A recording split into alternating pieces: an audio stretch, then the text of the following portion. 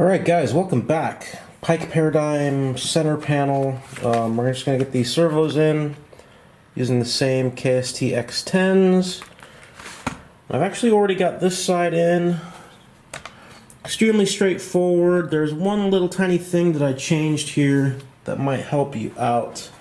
So I'll go over that. So the first thing I'm going to do is I'm going to get these screws out, and then I'm going to use my rotary tool here with this little bit, and I'm going to just put a little bevel on these edges because the servo has a radius there, so to help it sit down completely flush we'll need to do that.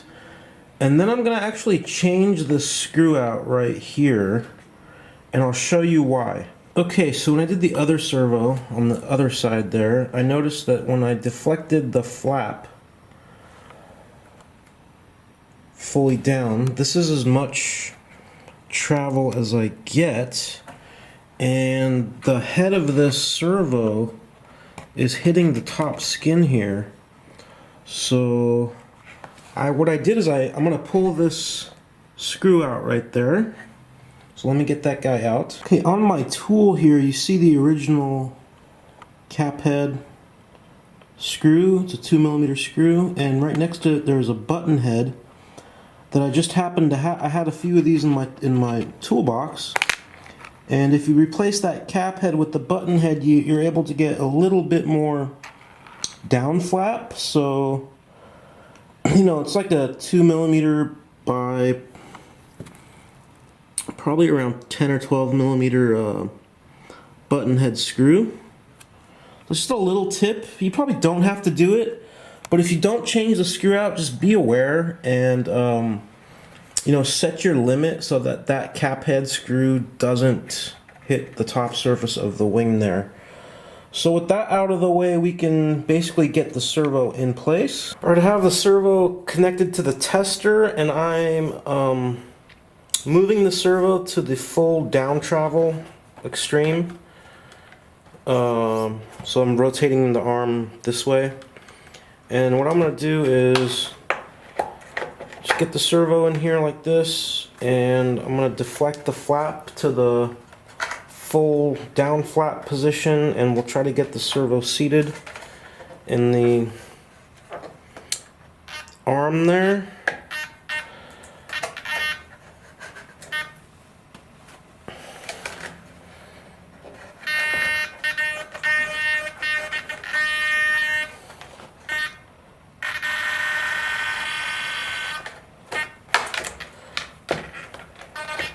There we go. So once again, I got the servo in the full down position like that. So now we can go ahead and run the screws back in to hold the servo down.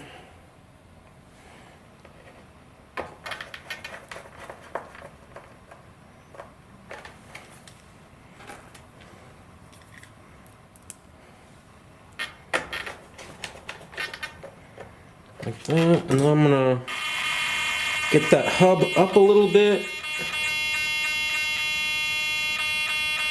and I'm gonna go ahead and reinstall our new button head screw.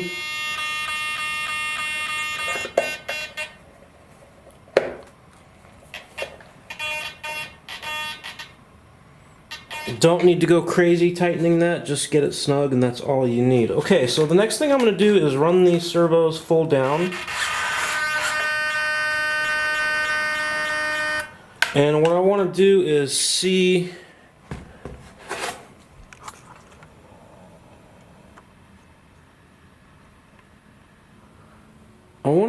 which side is getting more down travel.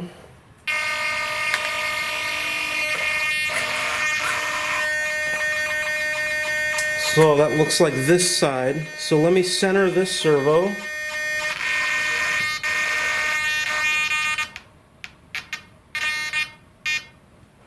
So that's where this servo centers. And now let's do the other servo. the other side and see where this centers.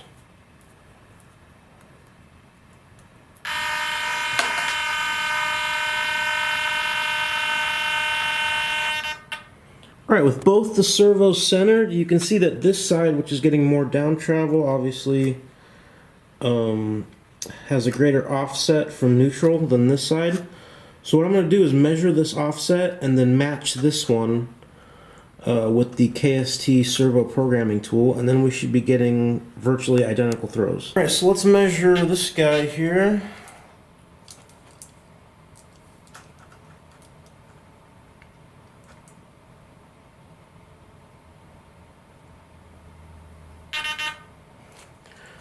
Just under 23 millimeters, so we'll leave that micrometer where it's set, and then we can unplug or turn off our tester. We'll need the battery, and we can plug in our programming tool here.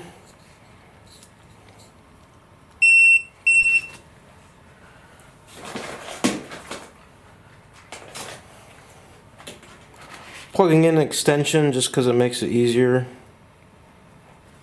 Then we'll plug it into the servo. Like this. Okay, so we can wind up the servo now.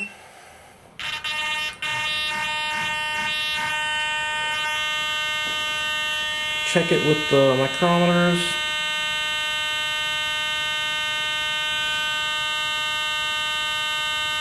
A bit more.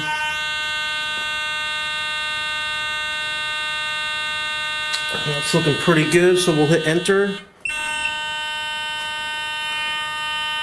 And that should have saved the center, but we'll check that again with the servo tester just to make sure we're there.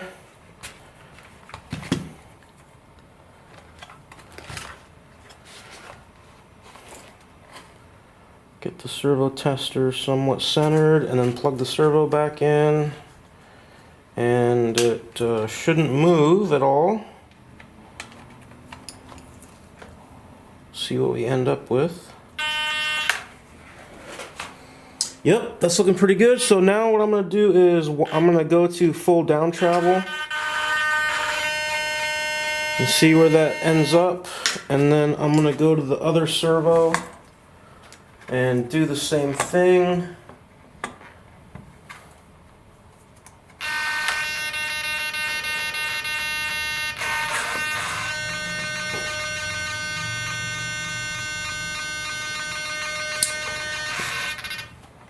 And yep, basically now I have almost identical down travel to as far as the max limit, and the neutral is identical as well. So we'll have to do minimal offsets and stuff in our radio programming. So we're going to start with better bass, basically. So I got the wire kind of taped up here, so it's a little neater. I have this little bundle here, and then I've also taped up the connector where it goes into the wing harness, and so we can just kind of set that aside there. And then what I'm going to do is just wipe this area down with some alcohol, just to kind of clean it up.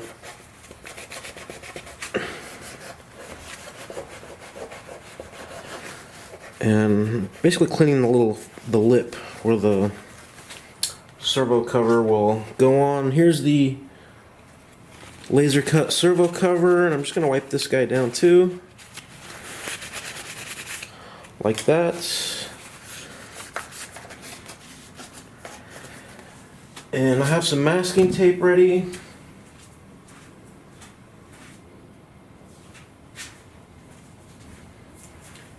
And I'll be using this canopy glue here. You can certainly just use tape if you like, or whatever your preferred method is to put the servo covers on.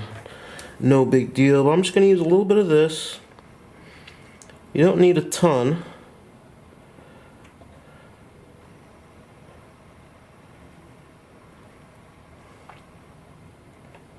Just go around the perimeter, just like that. And I'm gonna get a couple pieces of tape ready here, ready to go. And again, I like to fold a little corner every time I use tape like this, just so I can peel it off easier. And we'll just get this guy in place like that. If you have a lot of this canopy glue oozing up when you push this down, you can just wipe it off with water or alcohol on a rag or that paper towel, whatever you want to do. So we'll just put some tape on that guy, and these servo covers fit really well, so you don't have to really size them or trim them. Some models, other brands and stuff, you have to do a little bit of work to get the covers to fit well.